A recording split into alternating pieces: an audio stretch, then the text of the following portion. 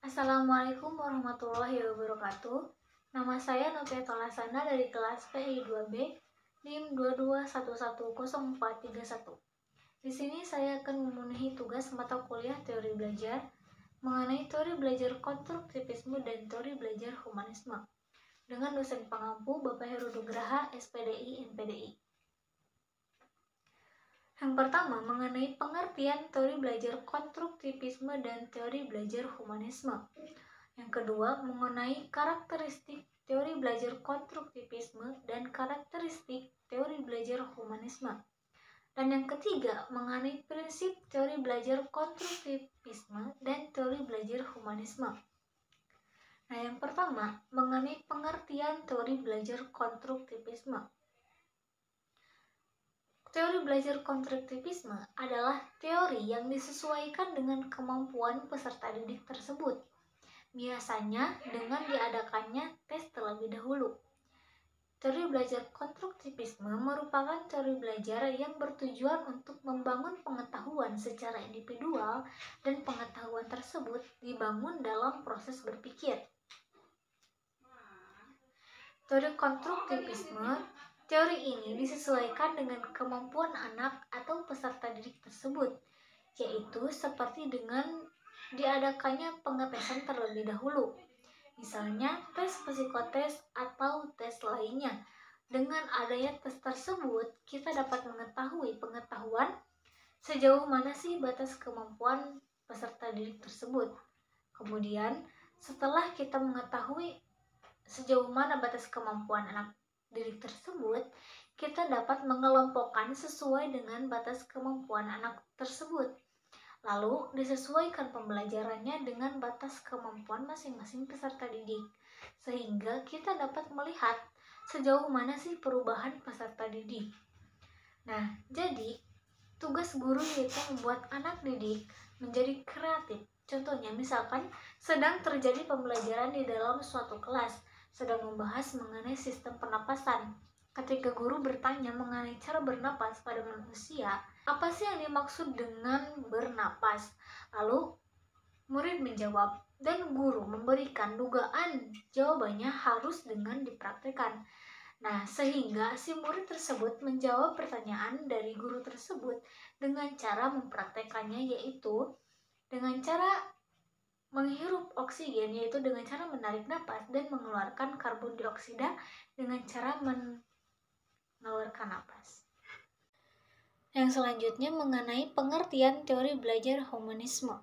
Menurut teori humanisme, tujuan belajar adalah untuk memanusiakan manusia. Proses belajar dianggap berhasil jika seorang pelajar telah memahami lingkungan dan dirinya sendiri. Siswa dalam proses belajarnya harus berusaha agar ia mampu mencapai aktualisasi diri dengan sebaik-baiknya. Nah, teori humanisme ini sudah dapat dilihat dari namanya juga human, yaitu human yang artinya manusia. Berarti guru harus bisa memanusiakan manusia atau guru harus dapat memanusiakan muridnya. Salah satunya dengan cara guru tersebut sebagai motivator.